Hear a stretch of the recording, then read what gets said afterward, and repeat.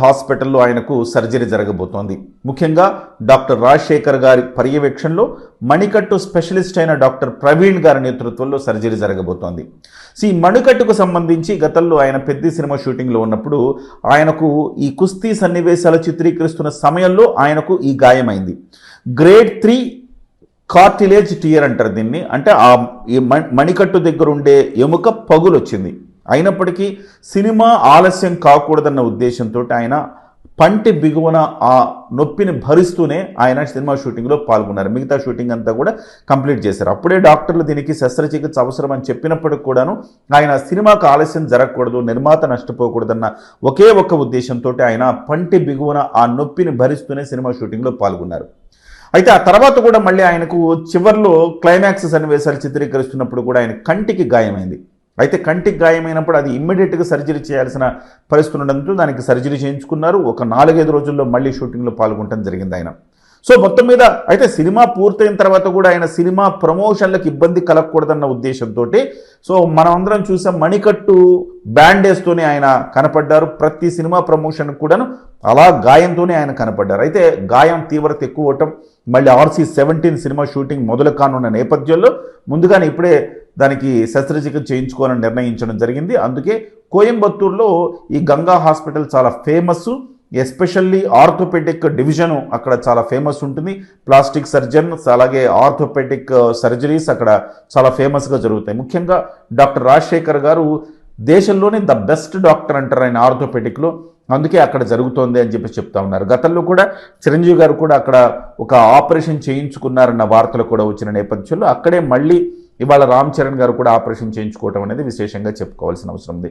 రామ్ చరణ్ గారితో పాటుగా చిరంజీవి గారు అలాగే సురేఖమ్మ గారు, ఉపాసన గారు కూడా ఆదివారం సాయంత్రమే కోయంబత్తూరుకు చేరుకున్నారు. సోమవారం శస్త్రచికిత్స తర్వాత మరో 3 వారాల నుంచి 4 వారాలు రెస్ట్ అవసరమని చెప్తున్నారు. ఏదేమైనా దసరా తర్వాత ఈ RC-17 సుకుమార్ గారి దర్శకత్వంలో సినిమా ప్రారంభమయ్యే అవకాశం ఉంది. ఇప్పటికే ప్రీ ప్రొడక్షన్ పనులైతే జరుగుతూ ఉన్నాయి. దసరా తర్వాత నుంచి రెగ్యులర్ షూటింగ్ ఉండే అవకాశం కనబడుతోంది. అయితే ఒకటి మాత్రం అభిమానుల ఆందోళన కనబడతా ఉంది. వరుసగా మెగా ఫ్యామిలీకి ఇలాంటి ఇబ్బందులు రావటం ఏంటి అని చెప్పేసి కొంత ఆందోళన కనబడుతోంది. గతంలో మనం చూసాం, శంకర్ వరప్రసాద్ సినిమా సమయంలో కూడా భుజానికి శస్త్రచికిత్స చిరంజీవి గారు చేయించుకున్నారు. అంతకుముందు ఆయన బ్యాక్ పెయిన్ కోసం శస్త్రచికిత్స చేయించుకున్నారు. ఇక్కడే కోయంబత్తూరులో రాజశేఖర్ గారి సారథ్యంలో అని చెప్తారు. దానికి సంబంధించిన అఫీషియల్ వార్తలు లేవు, కానీ కొంత సమాచారం అయితే వస్తోంది. అయితే ఈ 2 శస్త్రచికిత్సలు చిరంజీవి గారికి జరిగినాయి. ఆ తర్వాత పవన్ కళ్యాణ్ గారికి సైనస్ శస్త్రచికిత్స జరిగింది. ఆ తర్వాత మళ్ళీ భుజానికి కూడా ఆయనకు ఆపరేషన్ జరిగింది. సో మొత్తం మీద చిరంజీవి గారికి 2 సర్జరీలు, పవన్ కళ్యాణ్ గారికి 2 సర్జరీలు జరిగినాయి.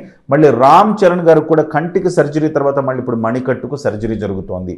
కొంత ఆందోళన అయితే కనపడతా ఉంది మెగా ఫ్యాన్స్లో. ఈ రకమైన పరిస్థితి ఎందుకు వస్తుంది, వరుస శస్త్రచికిత్సలు వస్తున్నాయని చెప్పేసి కొంత ఆందోళన కనబడుతుంది. అయితే ఇబ్బంది ఏం లేదు, చిన్న చిన్న శస్త్రచికిత్సలు అవి కాబట్టి ఇబ్బంది ఏం లేదని మెగా ఫ్యామిలీ క్లారిటీ అయితే ఇస్తోంది. ఏదేమైనా అటు సెలబ్రిటీలో ఈ మధ్యకాలంలో బాలకృష్ణ గారికి కూడా మోకాలికి సర్జరీ జరిగింది. అలాగే షర్మిల గారికి పొత్తికడుపు శస్త్రచికిత్స కూడా జరిగింది. తాజాగా ఇవాళ పోస్ట్ చేశారు ఆవిడ. సో ఏదేమైనా మెగా ఫ్యామిలీలో మాత్రం వరుస శస్త్రచికిత్సలు అయితే కొంత ఆందోళన కలిగిస్తూ ఉన్నాయి. అయితే ఒకటైతే వాస్తవం, భగవంతుడు మెగా ఫ్యామిలీని చల్లగా చూస్తాడు. కారణం ఏంటంటే ఇవాళ మనం ఈరోజు కూడా ఒక వార్త చేశాను, నేను ఒక విశ్లేషణ చేశాను. అనేక మందికి, కొన్ని వందల వేల మందికి సహాయం చేసిన చేతులవి, సహాయం చేసిన కుటుంబం అది. సో ఎప్పుడు ఎవరు ఏ సహాయం కోరినా వాళ్ళకు భరోసా ఇచ్చే కుటుంబం అది. ఆ కుటుంబానికి సర్వదా ఆంజనేయ స్వామి ఆశీస్సులు ఉంటాయి. ఖచ్చితంగా కిరణ్ టీవీ నుంచి కూడా మనం కోరుకుందాం. ఖచ్చితంగా రామ్ చరణ్ గారి శస్త్రచికిత్స మరింత విజయవంతం కావాలని, ఆయన మళ్ళీ తిరిగి రెట్టించిన ఉత్సాహంతో RC-17 సినిమాలో ఆయన షూటింగ్లో పాల్గొనాలని మనం మనస్ఫూర్తిగా కోరుకుందాం.